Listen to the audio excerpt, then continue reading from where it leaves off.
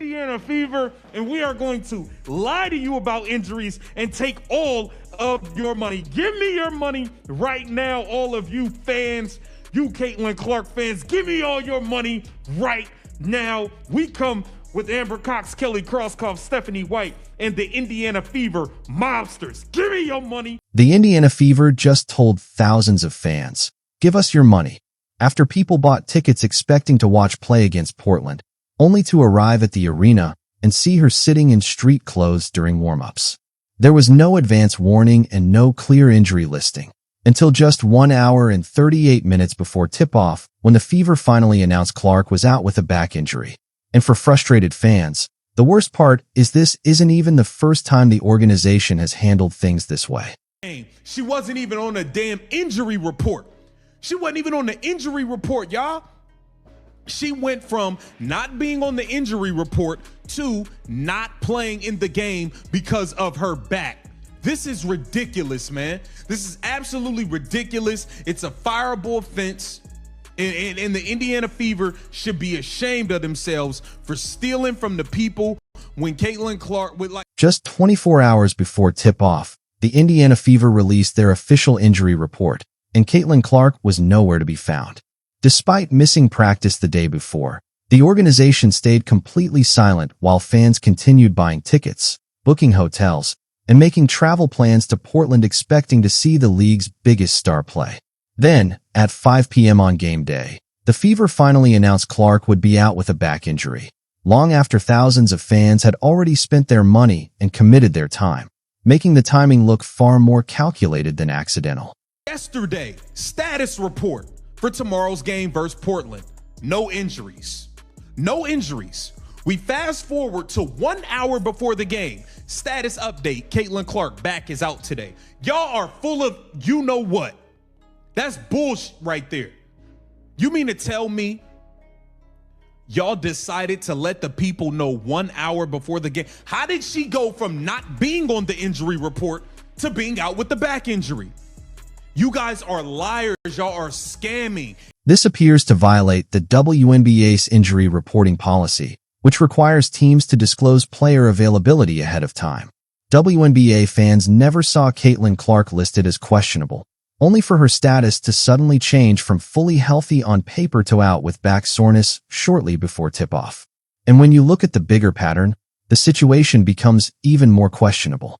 Fans already remember the back brace she wore during games that the Indiana Fever reportedly brushed off as just a heating pad, along with the moments she left for the tunnel during the Dallas game and the explanation that she was only getting an adjustment. For weeks, the organization appeared to minimize concerns about her back, while continuing to use her star power to drive ticket sales and fan interest. Stephanie White had to say about it today. About 5 o'clock. They asked her, when did you find out Caitlin Clark wasn't going to play today? Steph, when did you guys find out that Caitlin would not be able to play today? About 5 o'clock. Was it the... You are a damn lie. You are a damn lie. You at least knew this morning. Stop playing games. Stop playing. Stop lying, bro. Y'all got to stop with this. Did she... Watch Stephanie White's explanation closely. She said the coaching staff only learned around 5 p.m. that Caitlin Clark couldn't play, but in the very same response she admitted Clark had already missed practice the day before, receiving treatment instead while doing separate workouts after practice. That alone showed the Indiana Fever knew something was wrong at least 24 hours earlier. The team reportedly monitored how her body responded overnight, and White explained that Clark woke up with stiffness and soreness the next morning. If that was the case, they likely understood much earlier in the day that she probably would not play, yet the public did not receive confirmation until roughly an hour before tip-off. Just woke up with some stiffness and some soreness, and we like to see again, like I always say, like, how do you respond after a workout? Is it for us, it's not the time to take a chance. We just really want to be cautious. Do you know if there's any... So she woke up with stiffness and all of that after she did not practice yesterday. Y'all knew she wasn't playing. Why are y'all... Listen closely to the language Stephanie White uses here. She says the team wanted to be cautious and evaluate how Caitlin Clark's body would respond, But that is not a decision made suddenly at 5 p.m. on game day. That process starts the night before, when your franchise player is unable to practice and instead needs treatment. When reporters asked whether there was concern beyond this single game, White immediately downplayed it and said no. But if there truly was no bigger concern, then why take such an extremely cautious approach? The reality is that the Indiana Fever were facing the Portland Fire, an expansion team sitting near the bottom of the standings, making it the safest possible matchup to rest Clark. The Fever likely recognized that situation well in advance, which raises even more. I mean, bro, this organization is an absolute joke. Yeah, I just want Caitlyn to leave at this point. Get the hell out of there. Get the hell away from these people, man. Get the hell away from these people, man. This is ridiculous, man. This is a clown show. This is more of a clown show than the WNBA CBA offseason negotiations. This is more of a clown show.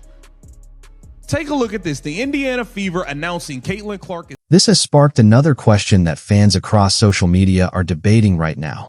Is this truly just an injury, or is there more happening behind the scenes? Just 48 hours before the sudden back soreness announcement, Caitlyn Clark was involved in two noticeable on-camera moments that immediately drew attention. One showed her pulling her arm away from Stephanie White during a timeout, while another captured a heated exchange with teammate Lexi Hull on the bench. Both clips spread quickly online because Clark appeared visibly frustrated, and now, only days later, she was unexpectedly ruled out for a game that the Indiana Fever likely believed they could win without her. Had they been playing anybody else not named the Portland Fire or the Connecticut Sun, they probably, get beat. But the Portland Fire, they're an expansion team. They stink. It is what it is. But the Indiana Fever beating the Portland Fire isn't the story. The story here is the Indiana Fever are still lying about injuries. The Indiana Fever are still scamming fans. The Indiana Fever are still full of shit. It is what it is. It is what it is. It's bad business, bro. It's bad business. And I had a fan, and The game itself seemed to reinforce why so many fans believe the timing was carefully planned. Aaliyah Boston dominated with 24 points on efficient shooting, while Kelsey Mitchell added 21 as the Indiana Fever cruised to a comfortable double-digit win over the Portland Fire without much difficulty. It was exactly the kind of matchup where a team could safely choose to rest Caitlyn Clark if that was the real objective. The frustration from fans, however, comes from the belief that the organization cannot prioritize load management while also appearing misleading on injury reports. Critics argue that the team promoted transparency publicly while many fans only learned Clark would not play after tickets, travel plans, and expenses had already been committed. Shout out to him. Fathius, I believe was his name. Pulled up to my live stream. He has been a season ticket holder for 2 years, and he canceled his season tickets for this season because he felt scammed and hustled by the Indiana Fever last year. That's what's going on. The Indiana Fever are an embarrassment. They need to be investigated for lying about these injuries. We don't even know if this is a real injury. Is she being secretly suspended for going off on Brianne January and not allowing these coaches to grab her all up and all types of stuff? We don't know. This franchise is not transparent about anything. They are liars, and the fans need to take a stand and stop giving them their money. This controversy is not happening in isolation. The Indiana Fever have reportedly seen attendance decline compared to last season, and some longtime fans say the organization's handling of player availability has damaged trust. One season ticket holder even claimed he canceled his renewal because he felt misled by the lack of transparency surrounding Caitlyn Clark's status. Critics argue that when fans spend money on tickets, travel, parking, concessions, and time off work expecting to watch a superstar play, only to find out at the last minute that she is unavailable, it creates frustration and resentment. They believe the Fever established a troubling pattern by downplaying Clark's back concerns, keeping her off injury reports despite treatment and missed practices, and waiting until shortly before tip-off to officially rule her out. Many fans feel powerless because games still take place, refunds are rarely offered, and enforcement of injury reporting policies appears inconsistent. Some are now calling on the WNBA to impose stricter penalties for late or inaccurate injury disclosures and to create better protections for ticket buyers. Others worry the ongoing controversy could eventually hurt Clark's own reputation and relationship with fans, even though many believe she is simply caught in the middle of organizational decisions beyond her control.